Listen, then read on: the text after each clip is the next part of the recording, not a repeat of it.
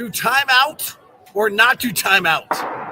That is the question next on POSTCAST.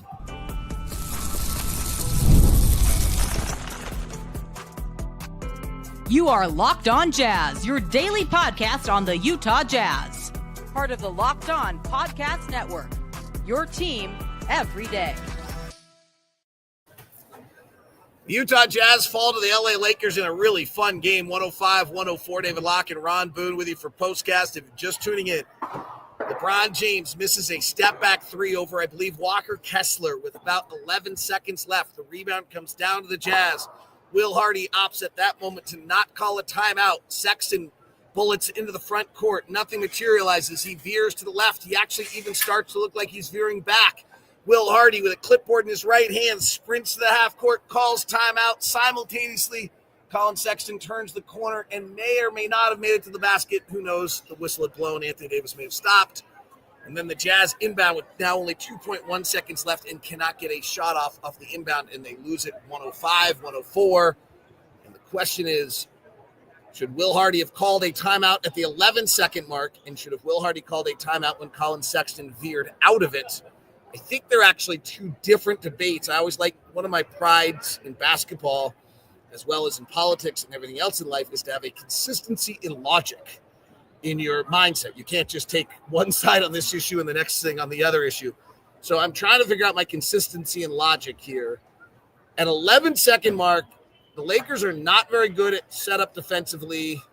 That is where you've taken advantage of them all night. We talked about throughout the whole broadcast. They're last in the NBA defensively after a miss. They're pretty darn good in the half court with Anthony Davis. They're really physical and they blow up your plays. I think I'm with Will Hardy at the 11-second mark to not call timeout. There's, looking back at some of the coaches that I have played under and watching some of the coaches that have coached here over the years. 11 seconds on the clock. You let a player go, like Colin Sexton, whoever, what other player you have on the team that can break a defense down, play fast, play with full speed.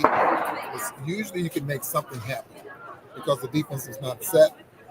There's no time to substitute, get certain guys out on the floor so they can defend you, or you call a timeout early, or as you mentioned earlier, get the ball over the timeline and see what's there, and then call a timeout. I mean, there's about 2 or 3 different ways you can use that. Me, I prefer to play basketball. The data on what you do in transition off a miss versus what you do off a set defense is tremendous. Like, you should always be. The minute you let it, the lowest play, points per game, the lowest play in the NBA is after a free throw because the other team gets to set their defense. So the even lower percentage play is probably after a timeout where defense is really set, right? Yeah. So coaches get a chance to make substitutions, get key guys out on the floor to defend. Now I'm going to argue the other side. Here's why Will Hardy should have called timeout, because I'm just going to be schizophrenic here. Because if we're perfectly honest about this basketball team that we have today, with the guys that were on the floor, how many of them do you trust to make the right decision in a pressure situation? My answer on that is not in any criticism of them, but is very slim right now. This is not a team with a bunch of 10-year vets. This is not the Boston Celtics who've been through an NBA thing. The team we played last night, the Dallas Mavericks, I'm not calling timeout if I'm Jason Kidd. I got Kyrie, who's played in 3 NBA finals. If Luka was healthy, I got all those guys that played in the NBA. Like, I'm not calling timeout. But on this team, with these guys, that's the argument on the other side of that equation, is that with this group, you might have to call a timeout. And coaches know their players. I mean, they have players that they have a lot of confidence in that can make the right decisions. And right now, with this young basketball team, especially the way they do in court and stuff like that, I mean, there's some skepticism, I think, with some players. So, and then they lose a close ball game and they outplay the Lakers on the court. And I'll take the next side of this discussion, because the next point of this discussion is we're literally on the mass example of recency bias. In a great basketball game, we're only talking about the final 11 seconds, but it was pretty memorable 11 seconds. I'm going to take, and I think I'm going to be the only one on this island, I'm going to take. So if I had a consistency in logic tonight, because that's what I said I had to have, I might argue, of my 2 arguments, that my better argument is that I don't necessarily trust the decisions everyone's going to make. and therefore the timeout should come at the 11-second mark, because I actually totally understand the timeout that Will Hardy called.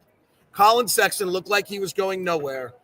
I love Colin Sexton more than anyone other than his mother and father. I mean, I love Colin Sexton and everything about him. I do not trust him to make the right decision at that moment. As a basketball player, that is not what makes him brilliant. When Will Hardy talks about players' superpowers, that is not one of Colin Sexton's superpowers.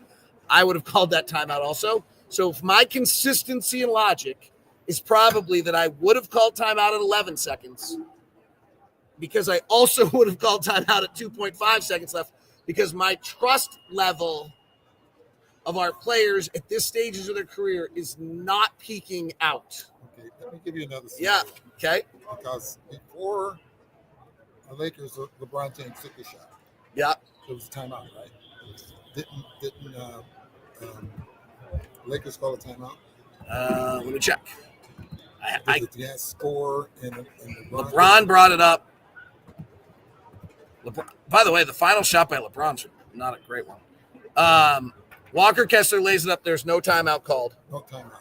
And LeBron works all 20 seconds off the shot clock and then takes a step-back three, which I thought was over Walker, but Walker also got the defensive rebound, so I don't know if it was over Walker, and misses. So my point was going to be this, is that if there was a timeout, I'm glad you brought that up because I couldn't remember that as well. Coaches would tell players that if the shot is missed, call a timeout. Right. So everyone's on the same page. I'm going to go back to one of the great coaches in Utah history, who I held a talk show with about this many, many years ago. Elaine Elliott. Okay. And I asked her a bunch of these scenario questions. It was an interview we did. And she kept answering the same way. What have we practiced? What have we practiced? Do I foul up three? Do I foul, one of those? Well, what have I practiced? So the one thing we don't know is what have they practiced? Have they practiced not calling timeout and the rest? All right. Have we covered that final 11 seconds fairly adequately? By the way, the only other thing I would say is something went wrong on the final play. There's no way that both Colin Sexton and Lauri Markkanen should have been coming to the ball at the same spot, bringing three defenders to the ball.